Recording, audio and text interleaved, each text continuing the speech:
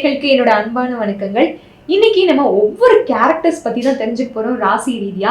அதை நம்ம கூட யார் ஷேர் பண்ணிக்க போறாங்கன்னு பாத்தீங்கன்னா காதல் ஜோதிடர் மற்றும் குடும்ப நல ஜோதிடர் ஈஸ்வரி அவர்கள் தான். வாங்க நிகழ்ச்சிக்குள்ள போகலாம். வணக்கம் மேம். எப்படி மேம் இருக்கீங்க? நான் சூப்பரா இருக்கேன் மேம். மேம், ஒவ்வொரு ராசியை பொறுத்து ஒவ்வொருத்தரோட கேரக்டர்ஸ் மாறுமா மேம்? முதல்ல தெரிஞ்சுக்கலாம். அதை நிச்சயமா ஒவ்வொரு ராசிக்குமான ஒரு குணாதிசயம் அப்படின்றது சிறப்பு குணாதிசயம் டெஃபினட்டா உண்டு. Okay ma'am. அப்ப நம்ம ஒவ்வொரு ராசிக்கும் வரிசையா தெரிஞ்சுக்கலாமா மேம்? நிச்சயமா மேம், அறிவு, தனித்துவம், புத்திசாலித்தனம் அப்படின்னு எல்லாத்தையும் சேர்த்து வச்சாலும் மொத்தமா வருது இந்த கும்பராசினியர்கள் தான். உச்சத்திலே இருப்பாங்க. அவங்கள பத்தி கொஞ்சம் சொல்லிடுங்க மேம். சூப்பர்.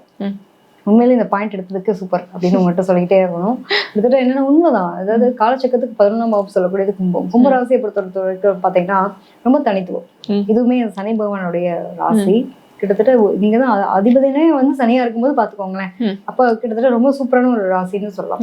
சோ இவங்களுடைய நிலைகள் எப்படி இருக்கும் அப்படின்னா ரொம்ப தனித்துவமாவே இருப்பாங்க. வாழ்க்கையை வாழ்றது, நம்ம வாழ்ற வாழ்க்கை வந்து ரொம்ப ஏதோ வாழ்ந்துட்டு போக கூடாது. நான் கஷ்டப்பட்ட வாழ்க்கையில இல்லைன்னு இல்லை, எல்லாமே ஓகே தான். அதை தாண்டி இன்னைக்கு நான் எப்படி இருக்கேன் அப்படின்னா என்னோட கடந்து வந்த பாதையை நான் கொஞ்சமாவது ஐடென்டிஃபை பண்ணிக்கணும்ன்ற மாதிரி ஒரு நன்றி உணர்வோடு இருக்கக்கூடிய ராசின்னு சொல்லலாம். கண்டிப்பா. எப்பவுமே ஏற்றி விட்டவங்கள கொஞ்சம் யோசிப்பாங்க. நிறைய இறக்கு குணமும் ஜாஸ்திங்க.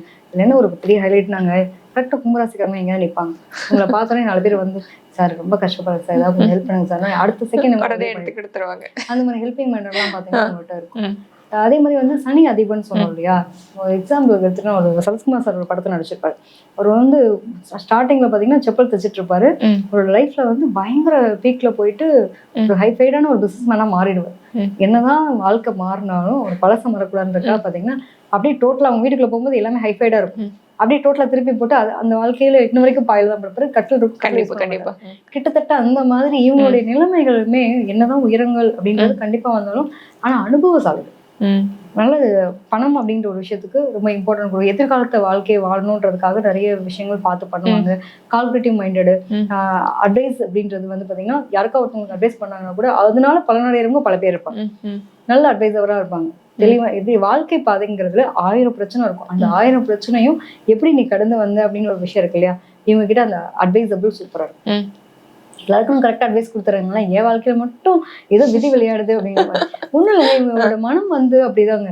எப்பவுமே என்னன்னா கும்பத்தை நான் நிறைய பார்த்த வரைக்கும் இந்த பாசிட்டிவ் நெகட்டிவ்னு ஒரு விஷயம், 2 விஷயம் இருக்கும். இவங்களை பொறுத்த வரைக்கும் அந்த நெகட்டிவை வந்து அதிகமா திங்க் பண்ற அளவுக்கு பாசிட்டிவ் திங்க் பண்ண மாட்டாங்க. இப்போ ஒரு பொருள் வந்து கையில கிடைச்சிருச்சுன்னு வச்சுக்கோங்க, ராகுனுடைய நட்சத்திரம் இங்க இருக்கு, ராகு உச்சி வரக்கூடிய ராசியாவும் அது இருக்கு. என்ன ஆகும் அப்படின்னா கையில இருக்க பொருள் இருக்குல்ல, அதோட வேல்யூபிள் புரியாது. இல்லாத ஒண்ணு எனக்கு இது கிடைச்சதா நல்லா இருக்குமே அப்படின்ற ஏக்கம் வந்துட்டே இருக்கும்.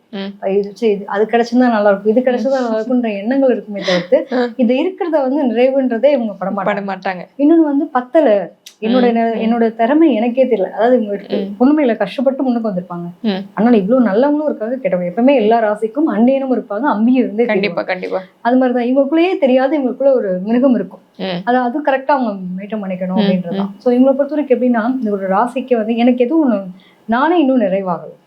அப்போ நம்மளே நிறைவுபடுத்த தெரியலன்னா இப்போ ஒண்ணும் இல்லை, நமக்கு மேம் உங்களுக்கு என்ன கலர் பிடிக்கும் அப்படின்னு கேட்டா டக்கு நீங்க ஒரு விஷயம் சொல்லணும். கண்டிப்பா உட்காந்து யோசிக்கிறேன், எனக்கு என்ன கலர் பிடிக்கும் தெரியல.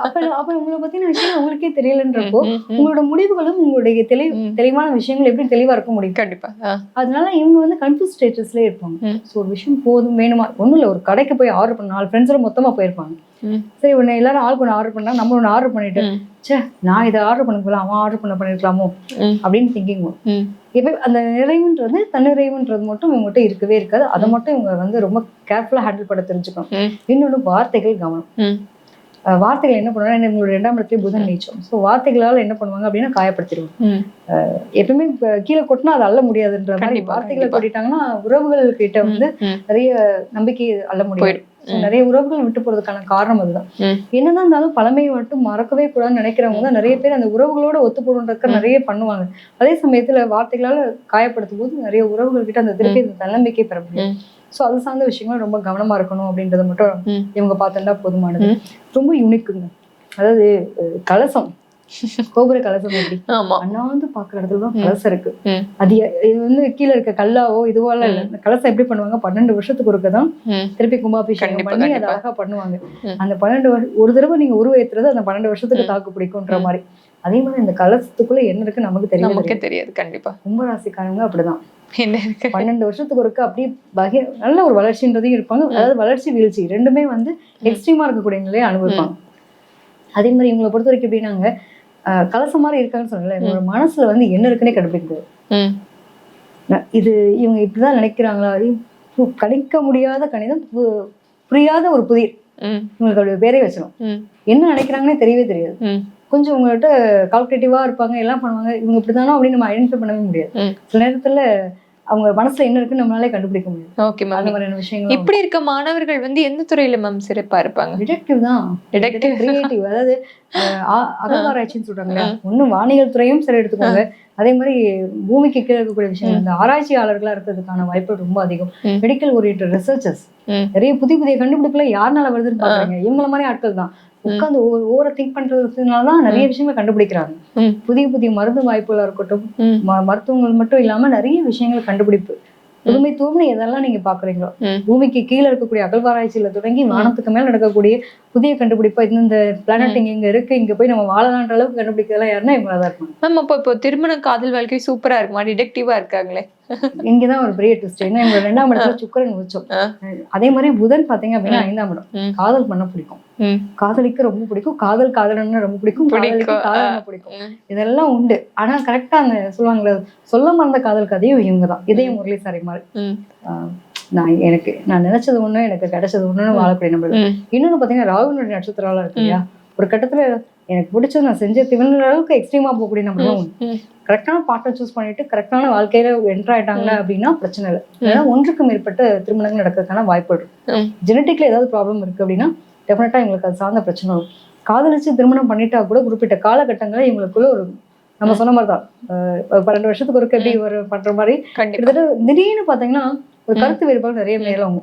ஸோ அந்த நேரத்துல விட்டு கொடுத்து புரிஞ்சுட்டு போயிட்டாங்க அப்படின்னா சூப்பரா இருக்கும். Okay ma'am. இவங்க கவனமா இருக்க வேண்டிய விஷயங்கள் சொல்லிருங்க. வார்த்தைகள் தான் கவனம். வார்த்தைகள் எல்லாருக்கும் நல்லது செய்யறது தப்பு கிடையாது.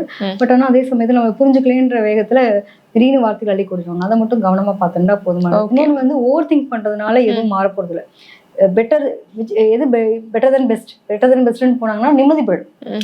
ஸோ இவங்க வந்து இது இருக்கிறத வச்சு நிம்மதி அடைய தெரிஞ்சாங்கனாலே இவங்களோட வாழ்க்கை ரொம்ப சிறப்பாக. நெகட்டிவா மட்டும் இவங்க குறைச்சிக்கணும். இவங்களோட வாழ்க்கையில பாசிட்டிவ் எந்த அளவுக்கு திங்க் பண்ணுவாங்க. ஒன்றும் இல்லை, இப்போ ஒரு பாப்பாட்ட கேட்குறேன், பாப்பா நீ உனக்கு ஏதாவது ஒரு விஷயம், இன்னைக்கு ஒரு டீச்சர் வர வேணாம், ஒரு ஸ்கூலுக்கு டீச்சர் வரேன், இன்னைக்கு எங்கள் டீச்சர் வரக்கூடாது எத்தனை வாட்டி வேணுவாங்க? 1000 வாட்டி வேணுவாங்க. சரி எனக்கு 100 மார்க் வரணுன்றது எத்தனை வாட்டி வேணுவாங்க? கண்டிப்பா வருது. ஒரு 10 வாட்டியாவது கேட்பேன். கடவுளே இன்னைக்கு நான் ஒரு 100 மார்க் வாங்கிறோம் அப்படின்னு 10 வாட்டி தான் கேட்பாங்க. நான் வரக்கூடாத விஷயத்த 100 வாட்டி கேட்பேன். கண்டிப்பா. எதுக்கு வேல்யூபிள் அதிகம்?